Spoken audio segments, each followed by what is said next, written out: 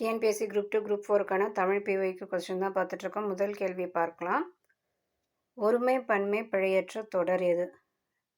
Eastman என்பார் படச்சுருள் தயாரிக்கும் முறையை கண்டுபிடித்தார். இதுதான் சரியான விடை. இங்கே பார்த்தோன்னா கண்டுபிடித்தனர்னு இருக்குது. நிறைய பேர் சேர்ந்து கண்டுபிடித்தனர் மாதிரி கொடுத்துருக்கு. அதனால் இது தவறு. அடுத்தது பார்த்தோன்னா கண்டுபிடித்தனன்னு இருக்குது. இது பார்த்தா ஏதோ ஆடு மாடுங்கள்லாம் சேர்ந்து கண்டுபிடித்த மாதிரி கொடுத்துருக்காங்க. இங்கே கண்டுபிடித்ததுன்னு கொடுத்துருக்காங்க. அப்போது இதுவும் தவறு. அடுத்த கேள்வி, ஒருமை பன்மை பிழையை நீக்குக. மரங்கள் அனைத்தும் வளர்ந்தன. இதுதான் சரியான விடை. ஏன்னா நிறைய மரங்கள் இருக்குது. அப்படி இருக்கும்போது அது வளர்ந்தன தான் சொல்லுவோம்.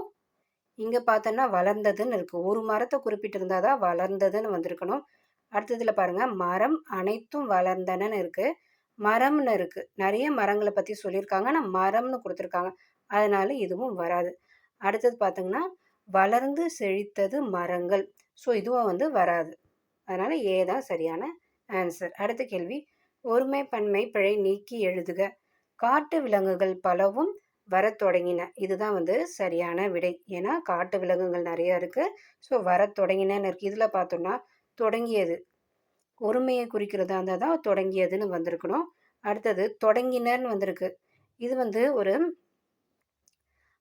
மனுஷங்களை பற்றி சொல்கிற இடத்துல தான் தொடங்கினர்னு வந்திருக்கணும். அதனால் இதுவும் தவறாக இருக்குது. அடுத்தது தொடங்கினார்கள். இதுவும் ஒரு மனிதர்களை பற்றி குறிப்பிட போகும்போது தான் தொடங்கினார்கள் வந்திருக்கணும். அதனால் இதுவும் தவறு. ஸோ பி தான் ரைட்டான ஆன்சர்.